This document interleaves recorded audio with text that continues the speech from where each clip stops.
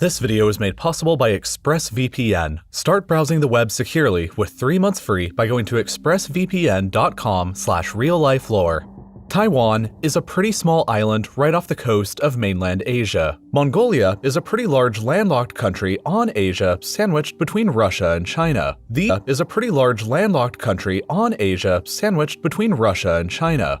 two countries are located over 2,000 kilometers apart, and despite Taiwan being an island, their government sort of claims all of Mongolia's territory as their own. And it goes way beyond just that, because Taiwan doesn't just sorta claim Mongolia, they also sorta claim all of these parts of Russia, Kazakhstan, Kyrgyzstan, Tajikistan, Afghanistan, Pakistan, India, Bhutan, Myanmar, North Korea, and have overlapping maritime claims with Japan, the Philippines, Malaysia, Brunei, and Vietnam. Oh, and they also claim 100% of mainland China's territory too. That means that despite being an island who technically doesn't border anyone, Taiwan has active border disputes with 17 other countries across the world, the most of any single country. And not only that, but Taiwan actively claims an area that's 372 times the size of the territory that she actually controls. This means that Taiwan has, let's just say, the most ambitious territorial claims of any modern country on Earth. But the reason why this situation exists is complicated, because it isn't really Taiwan's choice to do all of this. It's China's, whatever that means. You see, the government of Taiwan's official name is the Republic of China, which was founded way back over 100 years ago in 1911. It's going to be helpful to think of China as a concept or a realm from here on, while we also need to explain a lot of recent Chinese history in order to give you some context. Immediately prior to 1911, the realm of China was controlled universally by the Qing dynasty, who over centuries had greatly expanded China's territorial control. But the 19th century was not a very good one for the Qing. In the 1830s, the British attacked them in the First Opium War and won, gaining Hong Kong in the process. Just 8 years after that war, the Taiping Rebellion exploded in the south of China, where some guy claiming to be the brother of Jesus Christ developed into the biggest civil war in human history and the bloodiest war of the entire 19th century. The war lasted for 14 years and claimed more lives than the entirety of the First World War did. And as it was raging, the British and French attacked the Qing once again in the Second Opium War and took even more land around Hong Kong. The Russians also threatened the Qing with another third war unless they ceded the entirety of Outer Manchuria to them, which the Qing reluctantly did. The Taiping Rebellion resulted in the deaths of tens of millions inside of China and the loss of a massive amount of territory to external powers. But the chaos wasn't over yet. 30 years after it ended, the rising Japanese Empire attacked the Qing and defeated them once again, gaining control of Korea, Taiwan, and the Shandong Peninsula. At the beginning of the 20th century, the Chinese revolted against their regime and against the imperial powers who had taken so much from them and lost once again when an 8-nation alliance put them down, and this time forced the Qing to pay out steep war reparations for the following 39 years. The Qing Empire was facing defeat after defeat, and by 1911, the entire system was in collapse. That year, the army revolted against the Qing government, and through a chaotic few months, forced the emperor to abdicate and replace the empire with the proclamation of the Republic of China. As massive revolutions tend to do, however, it resulted in massive and widespread instability for China that lasted for decades. During the chaos of the revolution, the provinces of Outer Mongolia and Tibet declared their independence, and in the following years, the rest of the former Qing Empire shattered between land controlled by the ROC, land controlled by the Chinese Communists, and various different warlord-controlled areas called cliques. To clarify, this is all a massive oversimplification of Chinese history during this period, but I'm limited by time here. So here's where we get back to why the modern country located on Taiwan claims so much external territory. You see, when the Republic of China was founded in 1911, they claimed to be the successors to the Qing Empire and laid claims to all of the lands which the Qing administered just prior to the revolution of 1911. The Republic of China has always believed in there only being one China, and this was important when the concept of China was broken between various different warlords and outside powers. The ROC refused to recognize Mongolia or Tibet's independence and spent years invading and attempting to assert control over the Mongol steppes. However, they were thwarted by a new power born from another revolution on the same continent: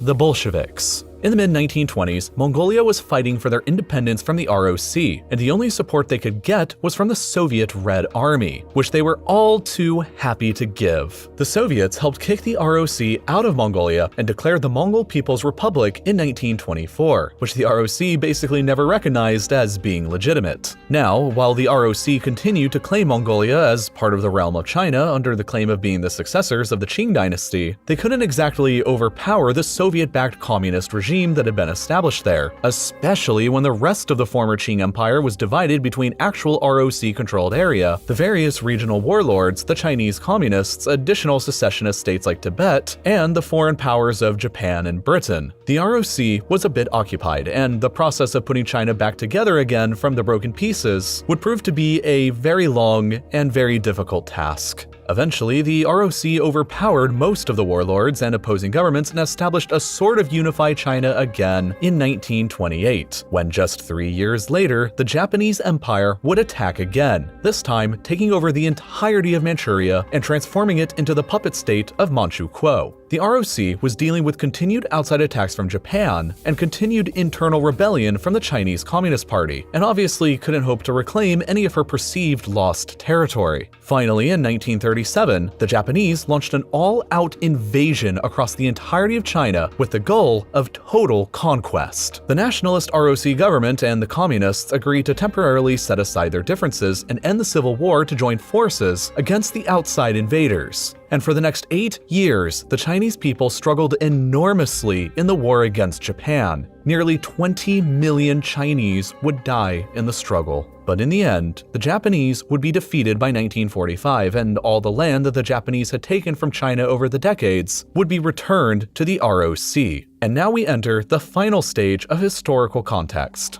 By 1945, 34 years after the 1911 revolution, the ROC had still not recognized the independence of either Mongolia or Tibet from their country. However, as part of the peace deal of World War II, the Soviets insisted that the ROC recognize the independence of the Communist Mongol People's Republic, which they did. Shortly thereafter, though, the civil war between the nationalist forces of the ROC and the communists resumed, and that war would rage on for another 3 years, until 1949, when the communists ended up emerging victorious nearly everywhere. The nationalist government of the ROC evacuated the mainland to the freshly returned from Japan island of Taiwan, where they have remained in opposition to the communist-controlled mainland ever since. The Chinese Communists proclaimed the People's Republic of China, or PRC, on the mainland the same year in 1949, and the modern era of 2 different Chinese governments claiming authority over the same country or realm would begin. Both the PRC and the ROC claim to be the successor state of the Qing dynasty, you see, and if there's anything they both agreed on, it was that there is only one China.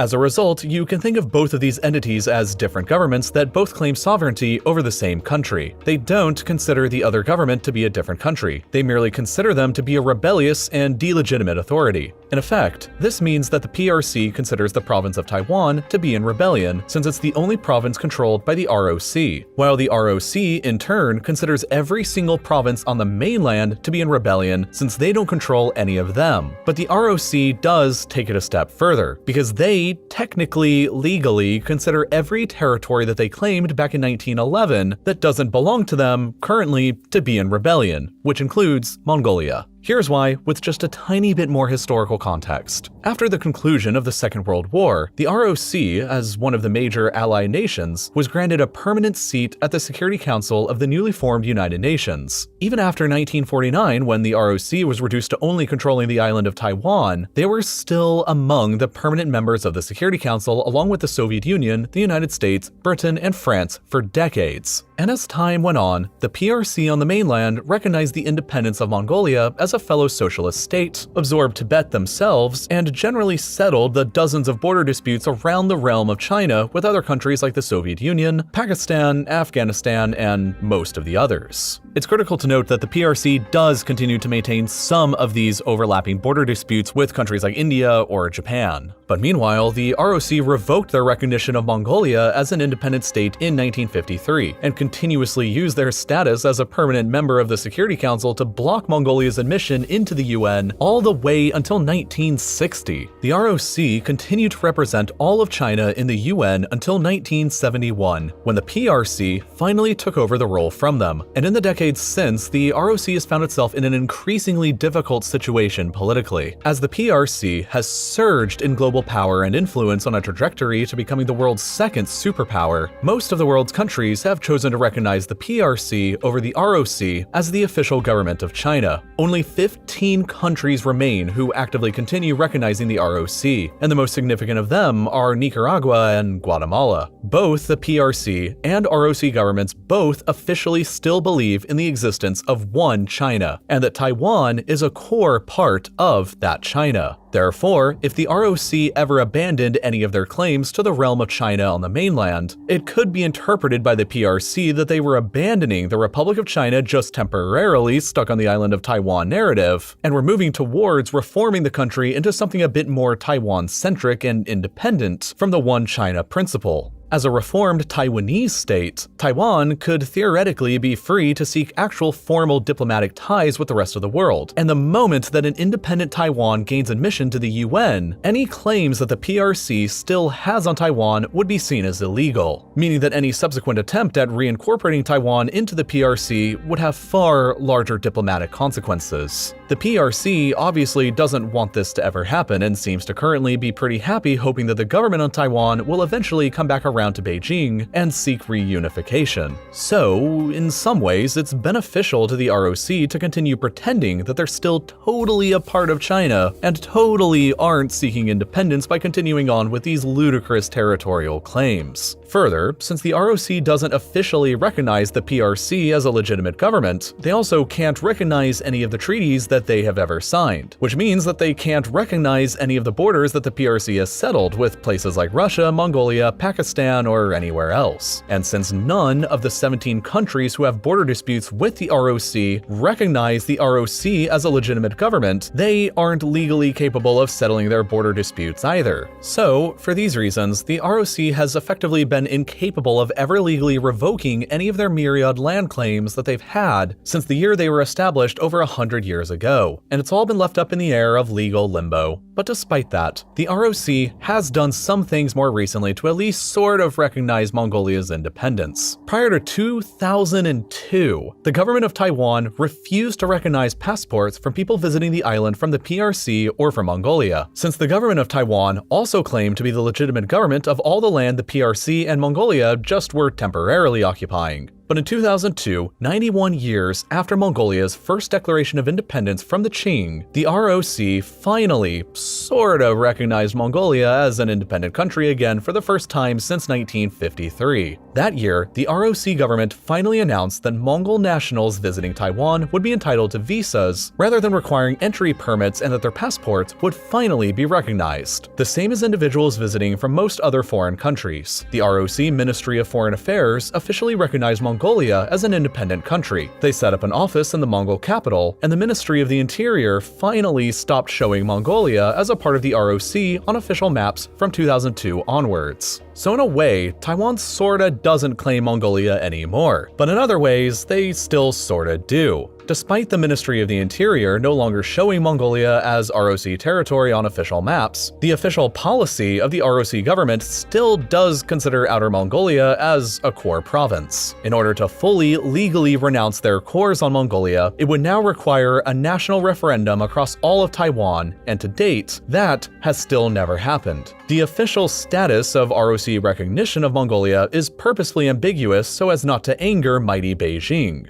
But in practice, Taiwan effectively treats Mongolia just like any other foreign country today. They sort of have open relations, and at the same time, they sort of don't. Just like how in modern-day ROC politics on Taiwan, Taiwan is sort of a part of China, and also sort of not. It's all fairly complicated. Politics and global events like the drama between two different Chinese governments has a direct impact on all of us. For example, this video is never going to be available to watch in the People's Republic of China, because the government is absolutely going to block it. But the Chinese government isn't the only world government that censors information and spies on its own citizens through the internet. And now that more people are working from home than ever, it's more important than ever before to be sure that you're using the internet securely. And ExpressVPN can play a crucial component in that for you. They assure that 100% of the data transferred between your device and the internet is encrypted, which provides a vital layer of protection for everything you do online. This is important even if you don't live in China because, for example, in the United States, internet service providers can legally sell your data to ad companies, while in the UK